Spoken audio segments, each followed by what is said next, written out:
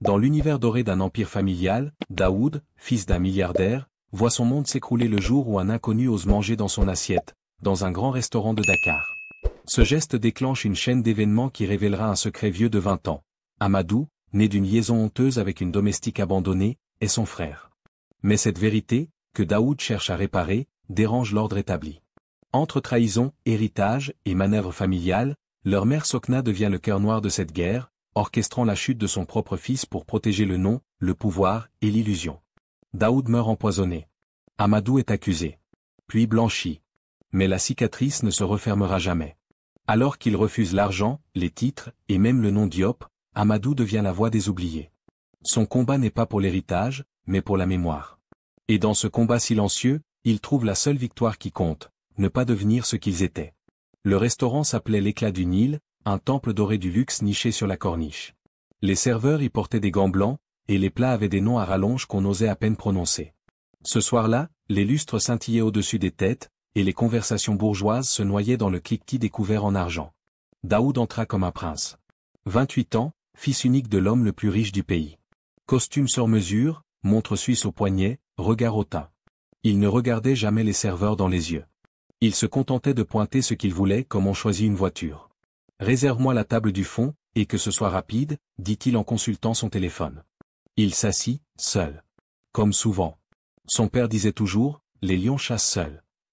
On lui servit un filet d'antilope sauce gingembre, une rareté importée du sud. À côté, un dessert qu'il n'avait pas commandé, une création du chef, rien que pour lui. Mais à peine eut-il pris 2 gorgées de jus de bissap qu'un appel l'arracha à la table. Il sortit répondre dehors, à l'écart. « Ouais, parle. Dis à papa que je gère. Je suis pas un gamin. 5 minutes. Dis, au plus. » Quand il revint, un homme inconnu était à sa place. Assis. Détendu. En train de manger dans son assiette. Un silence étrange tomba sur la salle. Daoud s'arrêta net. L'homme portait des habits usés, trop grands pour lui. Des chaussures fendues. Il n'avait rien d'un client. Mais il mangeait avec élégance. Chaque bouchée semblait un miracle. Ses yeux brillaient d'un calme déroutant. « Et toi? T'es devenu fou ou quoi ?» cria Daoud. L'homme leva les yeux vers lui. Aucun mot. Juste ce regard. Comme s'il le connaissait déjà. Vigile. Ce clochard a pris ma place. Ma nourriture. 2 hommes en uniforme se précipitèrent. Mais avant qu'il ne pose la main sur lui, l'étranger sortit une vieille photo de sa poche. Froissée. Fanée. Il la tendit, sans dire un mot, à Daoud. Daoud attrapa la photo avec rage, puis gela. C'était une femme inconnue tenant un bébé. Mais ce bébé avait, ses yeux. Même regard. Même forme de visage. Il n'y avait aucune explication. Juste un frisson. Un vide. Et une certitude brutale, quelque chose clochait. Jetez-le dehors. Souffla-t-il, déstabilisé. Les vigiles obéirent. L'homme ne résista pas. Il se leva, doucement, et sortit, sans un mot. Mais en croisant Daoud une dernière fois du regard. Un regard qui disait, tu finiras par savoir. Daoud resta figé, photo en main, l'assiette encore chaude sur la table, mais son appétit venait de mourir. Le vent s'était levé sur la corniche. Une brise tiède, mais Daoud avait froid. Il restait là, devant le restaurant, la photo encore dans la main, figé comme une statue. Son cœur battait plus vite qu'il ne voulait l'admettre. Qui était cet homme? La photo tremblait légèrement dans ses doigts. Ce visage de bébé, cette femme inconnue, ce regard. Il n'y avait rien de rationnel là-dedans, mais une intuition profonde lui tordait les entrailles. Il fallait savoir. Et vite. Daoud appela l'un des serveurs. Ce mendiant, il est déjà venu ici? Le serveur hésita, mal à l'aise. Monsieur, il ne m'en dit pas vraiment. Il vient parfois. Il ne parle jamais. On l'a surnommé l'homme du banc. Il s'assoit là-bas, sous le manguier, chaque soir. Parfois il regarde les gens manger. C'est tout. Daoud tourna la tête. Le banc en question, au coin de la terrasse, était vide. Il s'y précipita. Trop tard. Où il est parti? Cria-t-il à l'un des vigiles. Il a descendu la ruelle derrière le restaurant. Il a disparu dans l'ombre, monsieur. Daoud descendit la ruelle à son tour. Rien. Aucun bruit. Juste la ville qui grondait au loin. Le lendemain, au siège du groupe familial, Daoud ne tenait pas en place. Il passa toute la matinée à fouiller les bases de données internes, les vieux procès, les journaux privés de l'entreprise. Rien. Aucun nom, aucun visage ne correspondait à l'homme de la veille. Aucun lien officiel. Mais la photo, elle semblait l'appeler. Alors il fit ce qu'il n'avait pas fait depuis des années, il se rendit chez sa mère. Sokna, la reine de leur empire. Toujours droite. Toujours maquillée. Toujours silencieuse face aux infidélités de son mari. Mais elle savait tout. Dans le salon richement décoré, il lui tendit la photo. Elle la prit, lentement. Ses mains tremblèrent à peine. Puis ses yeux s'élargirent. Et un frisson glacial passa sur son visage. « Où as-tu eu ça ?» murmura-t-elle. « Il mangeait dans mon assiette. Et m'a laissé ça avant de disparaître. » Elle resta sans voix. Puis, les larmes aux yeux, elle s'assit. « C'est ton frère, Daoud. » Un silence écrasant s'abattit dans la pièce. « Mon quoi ? Ton père a mis une fille enceinte quand tu avais 3 ans. Une domestique. Elle s'appelait YAYE. Elle refusait d'avorter. Alors il l'a chassée.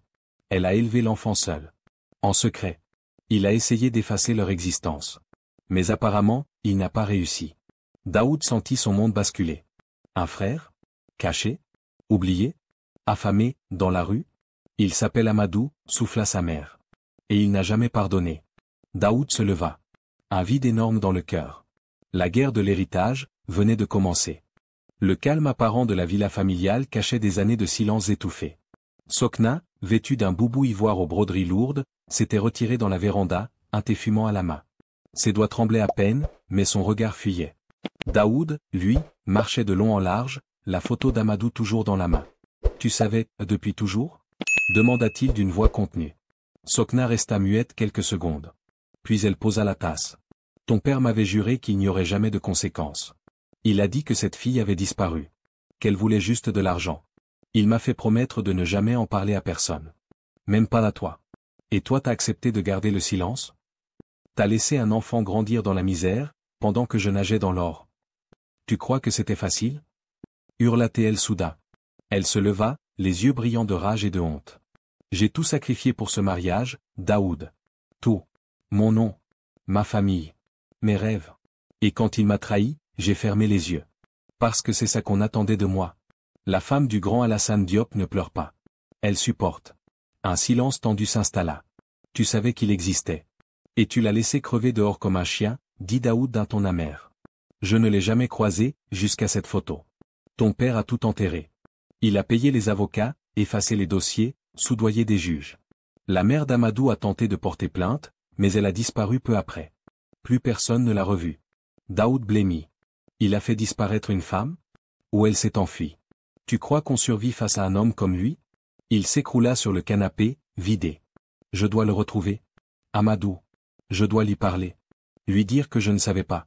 Sokna le regarda, la gorge nouée. S'il revient, Daoud ? Il ne reviendra pas pour la paix. Il reviendra pour la vérité. Et la vérité brûle tout. Un frisson parcourut le dos de Daoud. Mais au fond de lui, une décision était déjà prise. Il allait retrouver son frère. Il faisait encore nuit quand Daoud pénétra dans les archives de la Fondation Diop, au sous-sol du siège familial. Une odeur d'humidité mêlée à celle du cuir ancien emplissait la pièce. Les néons grésillaient au plafond. C'était ici que les secrets les plus lourds dormaient, bien enfermés entre des registres de dons, des dossiers médicaux truqués, et des rapports juridiques classés, confidentiels. Il avait pris soin de venir seul. Pas de secrétaire. Pas de garde du corps. Juste lui, une lampe torche et la rage glaciale de celui qui découvre que sa famille repose sur des ossements enterrés vivants. Il se mit à fouiller méthodiquement. 1997, 1998, 1999. Il cherchait l'année où Amadou aurait pu naître. Et disparu. Puis il tomba sur un dossier jauni, au coin effrité. Numéro dossier, 4312/2000 réclamation non aboutie, employé domestique, filiation contestée. Il l'ouvrit.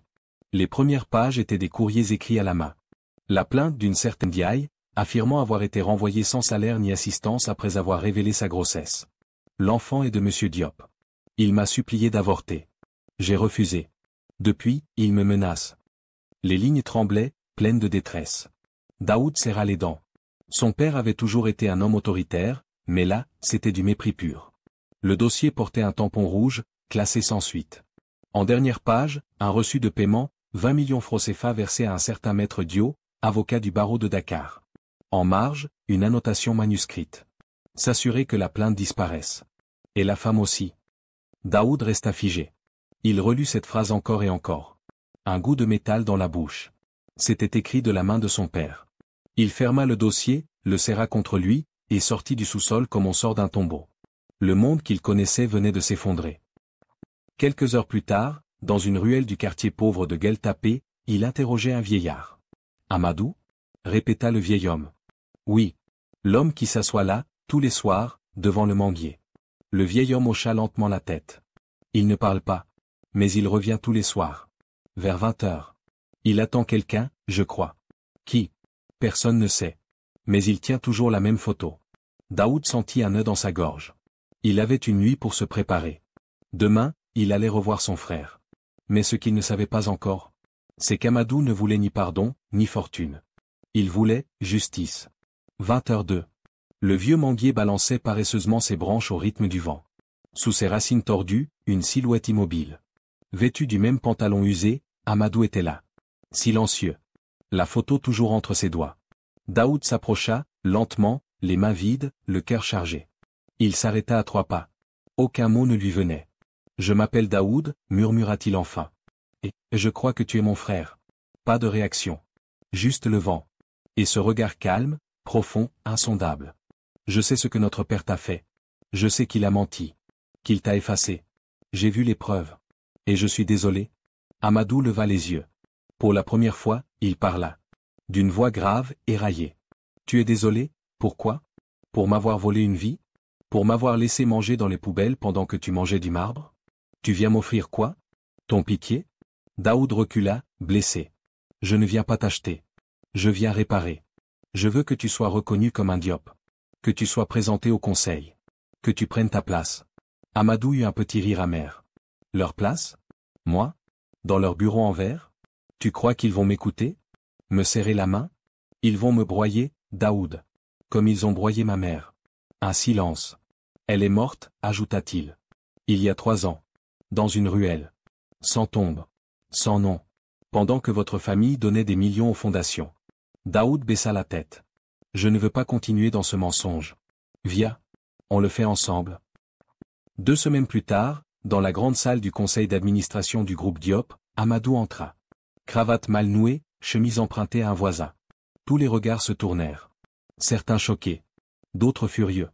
Daoud, lui, restait droit. Il avait annoncé la vérité publiquement. Une conférence de presse, un dossier complet, et une demande officielle de reconnaissance de filiation. Ce fut un scandale. Des actionnaires se retirèrent. Des journalistes harcelèrent la famille. Mais Daoud tint bon. « Ce n'est pas une question d'argent, dit-il face aux caméras. C'est une question de justice. Mon frère mérite sa place. Et j'en serai garant. » Amadou n'accepta pas l'argent. Pas les voitures. Pas les maisons. Il accepta une chose, la vérité. Mais la vérité a un prix. Cette nuit-là, dans sa chambre, Daoud reçut une lettre. Pas signée. Tu trahis ton sang pour un inconnu. Tu veux jouer au héros? Très bien. Tu seras traité comme un traître. Prépare-toi. Une pluie fine tombait sur Dakar ce matin-là, lavant les vitres fumées du siège Diop comme si le ciel lui-même voulait effacer les péchés accumulés depuis des décennies. Dans la salle du notaire, tendue comme un procès, la famille s'était réunie à contre-cœur. Alassane Diop, affaibli mais toujours maître de la pièce, fixait Daoud avec des yeux pleins de dégoût. Son visage semblait taillé dans le granit. À sa gauche, Sokna, glaciale, drapée dans un voile sombre. Son regard ne croisait plus celui de son fils. Pas depuis qu'il avait ramené le fils illégitime sous les projecteurs. Amadou, lui, restait en retrait. Silencieux. Observateur. Sa présence dérangeait comme une vérité que l'on n'arrive plus à cacher. Passons à la lecture du testament modifié, annonça le notaire. Daoud avait convaincu son père de reconnaître Amadou sous pression médiatique et économique. Les sponsors avaient menacé de se retirer. Les ONG avaient réagi. Même les réseaux sociaux, d'habitude indifférents, s'étaient déchaînés. La nouvelle clause, ajoutée dans le testament sous contrainte. Je reconnais l'existence d'Amadou Ndiaye, il est désormais héritier légitime et porteur du nom Diop, avec tous les droits afférents. Un silence pesant tomba. Sokna se leva brutalement. Tu n'es pas mon sang, cracha-t-elle en direction d'Amadou. Non, madame, répondit-il calmement. Et pourtant, je suis le fils de votre mari. Le vieux Alassane toussa. Son souffle était court. L'humiliation l'avait rongé. Son empire se fissurait sous ses yeux. Son fils préféré l'avait défié. Son secret avait ressurgi. Son autorité, piétinée. Il tourna la tête vers Daoud. Tu crois avoir gagné? Non, répondit Daoud. Mais toi, tu as perdu. Et maman aussi. Les semaines suivantes furent une tempête. Les journaux titraient « L'enfant caché du milliardaire Diop, un héritier né dans la rue ». La valeur des actions chutait. Les réunions de crise se succédaient. Des partenaires se retiraient. Mais Daoud s'accrochait. Il croyait encore que réparer l'injustice sauverait leur nom. Il offrit à Amadou un poste de direction symbolique. Amadou accepta, en silence. Mais dans les couloirs, les murmures enflaient. On disait que Sokna organisait des réunions discrètes. Qu'elle voyait des avocats. Qu'elle avait juré de reprendre le contrôle. Et un soir, en rentrant chez lui, Daoud trouva sa porte entr'ouverte. Personne dedans. Juste une lettre, posée sur son lit. Ton pardon était une erreur. Ton frère n'est pas un homme. C'est une bombe. Et tu viens de l'armée. C'était un jeudi. Le genre de journée ordinaire qui ne laisse rien présager, sauf quand la mort vous attend au dessert. Daoud avait invité Amadou à déjeuner chez lui. Un geste fraternel. Une tentative de paix. Malgré les tensions, malgré la guerre froide déclenchée par Sokna, il voulait croire que le lien du sang pouvait vaincre la haine semée par leur père. La table était dressée sous la véranda. Riz jollof, mérou braisé, bissap glacé. Daoud avait fait préparer les plats favoris de son enfance. Amadou, fidèle à lui-même, restait discret. Presque trop calme. Tu n'es pas obligé de rester, tu sais, dit Daoud. Je sais, répondit Amadou. Mais je veux comprendre. Ce que tu cherches vraiment. La vérité, simplement. Même si elle fait mal. Amadou le fixa. Longuement. Puis mangea en silence. Ce fut à la dernière cuillère de dessert que Daoud sentit une chaleur étrange dans sa gorge. Son souffle devint court. Sa vision se troubla. Il se leva brutalement, la chaise tomba. Qu'est-ce que? Ses mains tremblaient. Il tituba jusqu'à l'évier. Vomit du sang. Amadou se leva aussi, paniqué. Daoud? Mais c'était trop tard. Daoud s'écroula. À l'hôpital, les médecins furent formels, empoisonnement. Une substance lente, discrète, mais mortelle. La presse s'empara de l'affaire. Daoud Diop, empoisonné lors d'un repas avec son frère illégitime. Le nom d'Amadou devint un poison à lui seul. Les commentaires fusèrent, il a tué pour l'héritage. L'enfant de la rue a vengé sa mère. Il fut arrêté le soir même. Pas de résistance. Pas de mots. Juste ce regard. Triste. Perdu. Je ne l'ai pas tué, murmura-t-il au policier. Mais personne ne l'écoutait. Dans la cellule humide où il fut enfermé, Amadou revoyait chaque geste du repas. Rien d'inhabituel. Il n'avait rien touché de suspect. Il ne comprenait pas. Il ne comprenait plus. Et puis, une nuit, un garde lui glissa discrètement une enveloppe.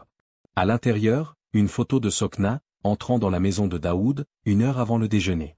Sur l'image, dans sa main droite, une petite fiole sombre. Amadou sentit une larme couler sur sa joue. Ce n'était pas lui. C'était elle. Sa propre mère. Sokna Diop, veuve officieuse du patriarche, veillait désormais seule sur un empire fissuré, et un secret scellé par le sang. Depuis l'enterrement de Daoud, elle ne s'était plus exprimée publiquement. Pas de larmes. Pas d'éclat. Juste ce silence glacial, celui des femmes qui n'ont plus rien à perdre, ni à prouver. Mais dans les couloirs du pouvoir, elle agissait. Froidement. Stratégiquement. Elle avait déjà convoqué les avocats, gelé les parts d'Amadou, discrédité les procédures de reconnaissance de filiation. Une nouvelle guerre juridique était lancée. Pendant ce temps, Amadou croupissait en prison. Son visage passait en boucle à la télé. Le fils illégitime devenu meurtrier. Il ne recevait aucune visite. Sauf une. Une femme voilée, au regard dur, entra un matin dans la salle d'entretien. Elle s'assit face à lui, posa une enveloppe sur la table. « Qui êtes-vous » demanda-t-il, méfiant. « Une ancienne amie de ta mère. » Il ouvrit l'enveloppe. À l'intérieur, des lettres, écrites de la main de Hig, conservées par cette femme en secret, toutes ces années. Sokna m'a menacé. Elle m'a dit que si je gardais l'enfant, elle me détruirait. Que je n'étais qu'un obstacle. Elle a tout orchestré. C'est elle qui a donné l'ordre au chauffeur de me déposer au village et de ne jamais revenir me chercher. Amadou sentit sa gorge se nouer. Si un jour tu lis ceci, mon fils, c'est que tu as survécu. Ne leur ressemble pas. Même si la douleur Y pousse. Il ferma les yeux. Longtemps. Et quand il les rouvrit, quelque chose en lui avait changé. La colère s'était transformée en volonté froide. Il allait sortir. Il allait prouver son innocence. Et il n'allait plus seulement chercher justice. Il allait détrôner la reine. Sokna, de son côté, convoqua une réunion privée dans son salon personnel. Autour d'elle, 3 avocats, un notaire, et 2 investisseurs de l'ombre. « Ce garçon doit disparaître, dit-elle calmement. La prison ne suffit pas? Demanda l'un d'eux. Non. Il faut qu'il cesse d'exister. Même dans l'imaginaire public. Un des hommes sortit une mallette. Il y a d'autres moyens. Sokna sourit. Un sourire noir. Silencieux. Venimeux. Le procès d'Amadou s'ouvrit dans une salle tendue, où chaque flash d'appareil photo claquait comme un coup de feu. La salle était pleine, journalistes, avocats, curieux, ennemis déguisés en amis, et en haut du balcon, Sokna, drapée de noir, comme une veuve de marbre. Amadou, menotté, était entré sans détourner le regard. Il ne cherchait plus la pitié. Il cherchait la vérité. Et cette fois, il n'était plus seul. Maître Sanou, un jeune avocat réputé pour défendre les causes impossibles, avait accepté l'affaire. Il était audacieux, méthodique, et surtout, il avait reçu les lettres de preuves impossibles à contester. Il les avait fait authentifier. « Votre honneur, déclara-t-il, nous allons prouver que mon client n'a pas tué son frère. Et que cette affaire est bien plus ancienne. Elle commence il y a plus de 20 ans, avec une femme que tout le monde a oubliée. » Le juge fronça les sourcils. Sokna, elle, serra les accoudoirs de sa chaise. À la barre, Amadou parla. Lentement. Sobrement. Pas de cris. Pas de vengeance. Juste les faits. Il raconta la nuit où sa mère avait été abandonnée. Les années de silence. Les menaces. Les humiliations. Et ce jour où, dans un restaurant trop chic pour lui, il avait enfin croisé son frère, et son reflet. Puis Maître Sanou fit appel à un témoin inattendu, l'ancienne cuisinière de la maison Diop. Une femme âgée, qui avait vu et entendu bien plus que ce qu'on lui avait permis de dire à l'époque. Sokna est venue chez Daoud la veille de sa mort, déclara-t-elle. Elle est restée seule dans la cuisine pendant quelques minutes. Elle portait une fiole. Et elle a demandé à rester discrète. Je me suis tue. Mais aujourd'hui, je regrette. Un murmure secoua la salle. Maître Sanou frappa fort. Nous avons les caméras. Les traces ADN. La fiole retrouvée dans les poubelles. Ce poison ne vient ni du marché noir, ni de l'extérieur. Il vient de Madame Diop. Sokna se leva. Assez, cria-t-elle. Ce n'est qu'un bâtard. Un voleur de sang. Il ne mérite rien. Mais c'était trop tard. Le juge suspendit l'audience. Et ce jour-là, le peuple découvrit la vraie coupable.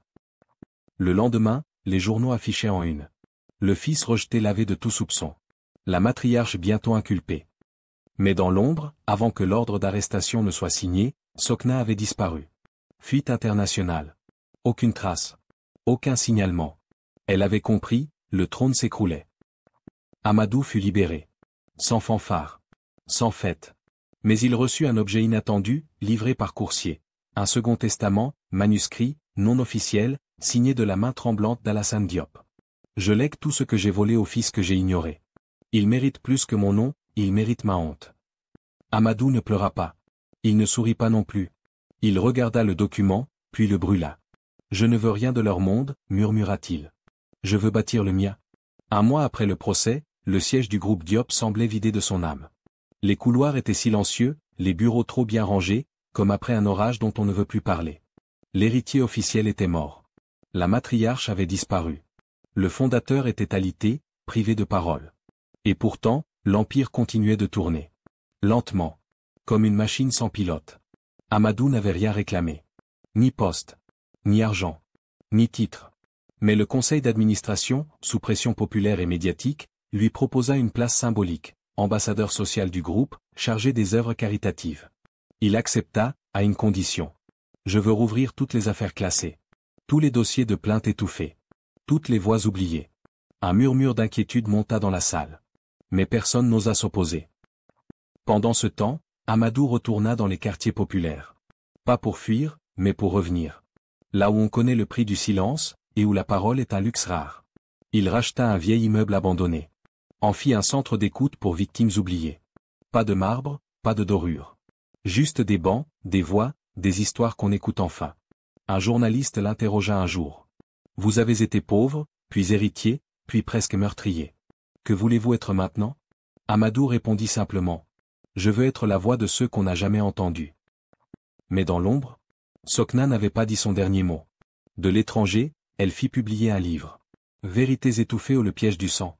Un récit froid, dans lequel elle accusait Daoud d'avoir manipulé son frère, d'avoir orchestré sa propre mort pour ruiner sa mère, et détruire leur héritage familial. Certains y crurent. Elle devint une figure tragique pour certains cercles conservateurs. Un symbole d'une Afrique bourgeoise menacée par « les bâtards et les parvenus ». Un jour, un colis fut livré à Amadou. Aucune adresse. Aucun nom. À l'intérieur, la première lettre que sa mère y écrite après sa naissance. Mon fils, un jour, tu sauras tout. Mais quand ce jour viendra, n'élève pas la voix comme ton père. Parle bas. Et marche loin. C'est comme ça qu'on survit ici. Amadou ferma la boîte. Puis sortit dans la rue. Là où la vraie vie continuait. Et dans son silence, il bâtissait un empire. Pas de pierre. Mais de mémoire. Un an s'était écoulé. Dakar avait repris son rythme. Les scandales s'étaient dissipés comme les vagues contre les falaises. Les rues avaient oublié les visages. Les journaux, eux, cherchaient d'autres noms à salir. Mais certaines ombres ne disparaissent jamais, elles patientent. Et ce matin-là, l'ombre de Sokna Diop revint. Pas à la télévision. Pas dans un bureau. Dans un salon discret, à Paris. Devant 3 hommes d'affaires, liés aux plus grandes sociétés d'extraction minière de l'Afrique de l'Ouest. « Je veux récupérer ce qui m'appartient », dit-elle sans trembler. « Vous êtes une paria, Sokna », murmura l'un. « Je suis une stratège, pas une veuve. » Elle leur tendit un document, un vieux accord non enregistré liant les parts les plus rentables du groupe Diop, à un compte offshore qui y appartenait toujours. Une faille juridique. Une bombe. Pendant ce temps, Amadou recevait une lettre étrange. Un papier jauni, signé de son père. Pas un testament cette fois, une confession. Sokna n'a pas seulement effacé ta mère. Elle a tenté de t'effacer toi aussi. Elle a payé pour qu'on t'empoisonne, toi. Mais Daoud s'est interposé. Il a pris ton assiette ce jour-là. Le sang d'Amadou se glaça. Il est mort à ma place? Souffla-t-il. La vérité, violente et soudaine, lui broya la gorge. Daoud n'avait jamais été son ennemi. Il était son dernier allié. Quelques jours plus tard, une conférence fut annoncée. Un événement discret, mais lourd de symboles. Amadou Diop allait annoncer la transformation officielle du groupe Diop en fondation sociale, dédiée aux droits des travailleurs, des mères abandonnées, et des enfants des rues. Mais la veille, un attentat fut déjoué. Un colis suspect, piégé, déposé à l'entrée du centre communautaire qu'il avait fondé. La police intervint. Aucun blessé. Mais le message était clair. Un mot était glissé à l'intérieur du colis. Tu peux laver ton nom, bâtard. Mais pas éteindre le feu de la reine. Amadou garda le mot. Le rangea dans une boîte. Juste à côté de la photo fanée de sa mère, et de la dernière image de Daoud vivant. Il leva les yeux vers le ciel. Vous vouliez faire taire mon histoire. Alors je vais en faire une légende. Le jour se levait sur Dakar comme un rideau que l'on ouvre sur une scène encore pleine de cendres. Et au milieu de cette scène, debout, seul, Amadou Diop. Il ne portait plus les vêtements de la rue. Ni les costumes trop grands qu'on lui avait imposés. Ce jour-là, il portait un simple boubou blanc. Pur. Implacable. Symbolique. Devant lui, des centaines de personnes. Travailleurs, orphelins, femmes abandonnées, jeunes rejetés. Le cœur du pays réel. La fondation Voix brisée était née. Il monta sur l'estrade. Pas de microphone criard. Pas de projecteur. Juste sa voix. Et un silence d'or pour l'accueillir. Je suis l'héritier du silence. Ceux qu'on ne reconnaît pas. Ceux qu'on ne voit pas. Mon histoire n'est pas unique. Elle est collective. Je ne suis pas le fils d'un milliardaire. Je suis le fils d'une femme qu'on a voulu faire taire. Un murmure d'émotion traversa la foule. Ce que je construis ici ne portera pas mon nom. Et de tous les oubliés. Les larmes coulèrent. Pas par tristesse, mais par libération. Ce jour-là, une foule entière se reconnut dans un homme que l'on avait voulu effacer. Mais à des milliers de kilomètres, dans une chambre d'hôtel luxueuse à Dubaï, une femme observait la scène sur une tablette. Sokna Diop. Vieillie, amaigrie, mais toujours droite. Toujours dangereuse. À ses côtés, un jeune homme.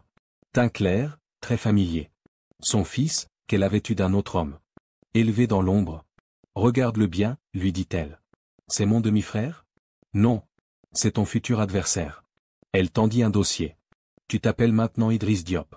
Et tu vas reprendre ce qu'il a volé. Dans l'ombre du pouvoir, le sang ne sèche jamais vraiment. Et les héritiers du silence deviennent parfois, les gardiens aise du feu. 1 an plus tard. Dakar avait changé. Les centres de la Fondation Voix brisée s'étaient multipliés dans les quartiers périphériques. Des enfants scolarisés. Des femmes hébergées. Des procès rouverts. Amadou Diop était devenu bien plus qu'un nom, un symbole. Mais chaque symbole attire son contraire. Et ce contraire portait un nom nouveau, Idriss Diop. Élevé dans le secret par Sokna. Diplômé à Londres. Ambitieux. Froid. Déterminé. Il fit son retour en grande pompe, costume italien, fortune sortie de nulle part, et surtout, un discours précis.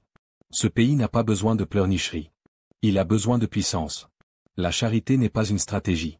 L'économie, oui. Un choc des mondes. L'homme du silence contre l'homme du bruit. Les médias s'enflammèrent. Deux Diop, deux visions. La guerre des héritiers reprend. Amadou restait silencieux. Mais il préparait une riposte. Pas un discours. Pas un scandale. Une enquête. Il retrouva un vieil informateur, ancien comptable du patriarche Alassane. Dans une boîte à chaussures, il gardait des relevés de virements, vers le compte caché de Sokna.